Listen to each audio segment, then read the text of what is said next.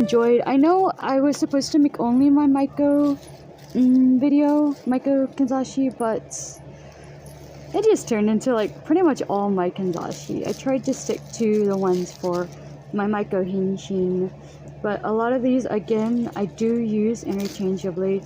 I mean, I could, depending on what I'm doing, dress like a geiko if a certain role, or if I'm performing a certain role or certain dance, or I'm doing a certain event. Could I do those? Yeah, is it generally done when I'm wearing my geiko henshin?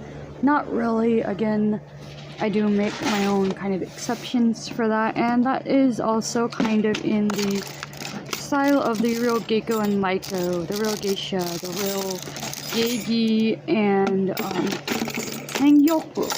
They have like their different districts and even different, I don't know if I should say different okiyas completely, but they'll have kind of like their own take on things, and some people will wonder, well, why do I do certain things kind of a bit my own way? Why don't I just stick to it? And you know, what works for me might not work for someone else. What works for someone else might not work for me. So I try to keep that in mind, and I guess in the spirit of the, you know, real geiko, real maiko, where they have the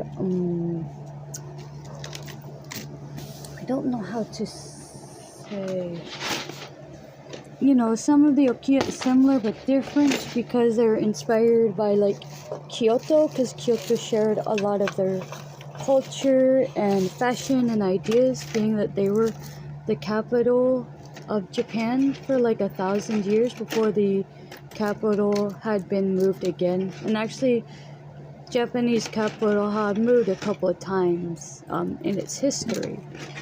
So there's a fun fact for you. But Kyoto became, as time went on, more and more like more original, more like home. Like, this is our capital now. Like, I guess like how the US used to be, I think, over in like the East Coast or Philadelphia, and then I think Chicago, and then became Washington DC for like the final capital. I guess it's similar in Japan, you know, similar story, if you want to say. So, and I'm not going to reveal my financial status or anything, so if you're curious about that, don't bother asking. You know, if you know, you know. That's all I'm gonna say. Again, that is my discretion. So yes, but I do feel very fortunate and grateful, and I feel so fortunate and grateful that I have people who want to help me on my journey, or people that think my journey is very inspiring and cool, and aren't like, don't just say like, it's weird, bad, throw it all away, it's not good. I mean, I have that too sometimes, but for those that try to guide me, or like have the best, you know, want it done the good way, but understand it's not, it can be a bit hard for me, and they try to be patient, and I do try my best within the best of my abilities and all to do that. But with me, a bit of just different life position, lifestyle, just different things, to be able to choose kind of, I don't know if that's the right way, but a bit of, yes, I can do this, no, I can't. That's one of the reasons I like being a hinshin slash kimono-san. I can choose whether I want to go plain, just nice kimono and yohatsu or western hairstyle. I can choose if I want to go and be full maiko, or full geiko, or just more casual style, or if I want to dress more like a shamisen player geiko. You know, I'm grateful that I can have those choices, you know, through henshin, you know. And when I was younger, I think I probably could have been a maiko had, you know, life had that in mind.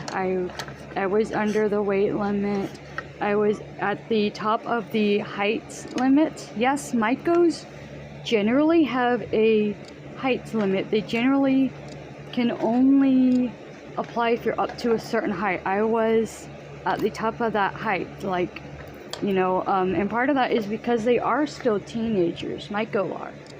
They are, you know, young ladies. These are not, you know, complete full-grown women, at least in Kyoto, or at least traditionally. Since they're still young, they get to grow, and because of that, they can, how do you say, because they are growing, they will go through that growth spurt because they're teenagers. So when that happens, the okiya that they are training and living under, they have the kimono that will fit, and usually some of their kimono are like antiques, you know, from like could go back generations. So that's, you know, you also want to make sure they can fit. I know some of the kimono they order new for the Maiko, and I think some of them they like pass, I don't know if pass down is the right word, but they like share. Again, if I'm getting any of this wrong, gomenasai. Some of you guys on my channel or who come across it might know how to explain it better, or might understand what I'm saying, or I could be a bit wrong, you know. And again, I appreciate nicely telling me, oh, hey, I think da-da-da. Maybe sometimes it's like, no, I think, you know, we discuss, it's like, oh, no, okay, I see where you're coming from. So this gonna, you know? About my hair, I do sometimes use hair pieces, which also the Rogiko and Maiko do. I use hen katsura, or half wig, and I do have some wigs I've styled or restyled to be like Maiko or Geiko style wigs. I do have one real wig from Japan. I do not use it much because I do not want anything to happen to it. So a lot of the wigs that I do use are synthetic, which actually helps a lot, especially with like my hair, or if I need to dress. Like today, it was kind of a bit spur of the moment, so I had to dress kind of a bit fast. I did also try a new makeup technique where I put the pink on first underneath, and I do a layer of white on top, and then for certain areas I made it to where the white is stronger, then like the pink it's not as strong, and you can see a lot of pink shine through. My makeup, I know people are like, oh, you're trying to be geisha. No, I know I'm not a geisha. I can't. When I was younger I could have, but not now. Too many things, too body old. No. Yeah, and I say color at a geisha again, it's more of a name choice. I don't know, marketing choice, if that's the correct phrase. It's just because a lot of people think of Japan. You know, if I were to say kabuki, maybe some know, maybe some don't.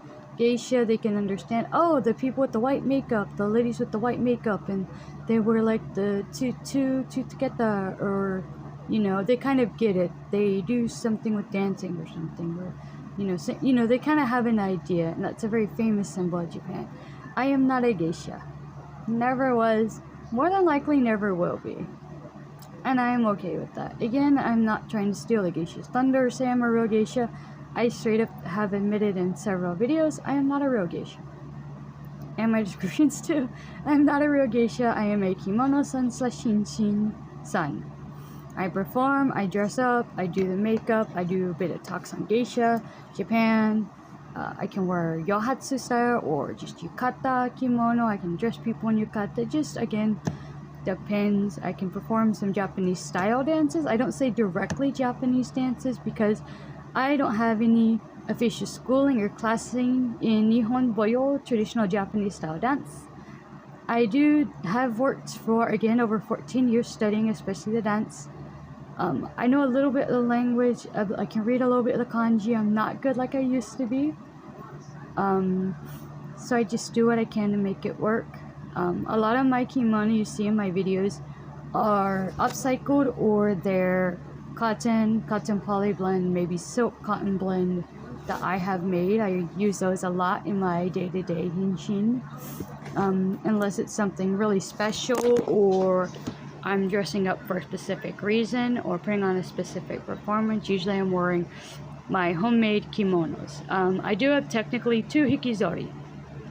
The one that is blue and black, I know technically the black's the inside lining, but again, using as much as I can, so I just like turn it inside out, and it does look like full kimono. If you've ever seen that video of the holiday one from 2023, that is the same kimono. Same kimono I wore. Yeah, it's a bit tall on me, but that works out perfectly for hikizori. The kimono I wear a lot, and you've probably seen in most of my videos, is the white one with the flowers. That one is probably close to 13 years old, that hikizori, or maybe like 10, 11 years old, somewhere in there. And that one is an actual hikizori that I did make. It is lined. It's cotton, I want to say cotton poly blend or cotton silk blend, probably cotton poly or like a sateen. I made that. Got 2 big bed sheets from the thrift store because I seen the pattern, and I was in there to get actually supplies for my kanzashis, because I do, again, much as I can reuse and recycle, I will. And I go in there and I seen that, and even though it was a bed sheet, I found this other bed sheet, and it was like a queen or king. It was huge, and I just knew instantly, taking it home, washing it up, and that's gonna be a kimono, because I couldn't pass it up. The pattern's amazing. So that's what I did. I'll put pictures and stuff. And the end of that kimono, when I trail it, when I just put it, and there's only a slight folder, just put it against my body, the hikizori goes 2 feet behind me. Fits someone who's 7 foot 5 inches with little to almost no problem. That's how long the kimono is. So I'm pretty sure you can do the math from there. That's what I wear. Thank you so much. I am Yuki, and I am with the Colorado Geisha. Arigato gozaimasu. Bye!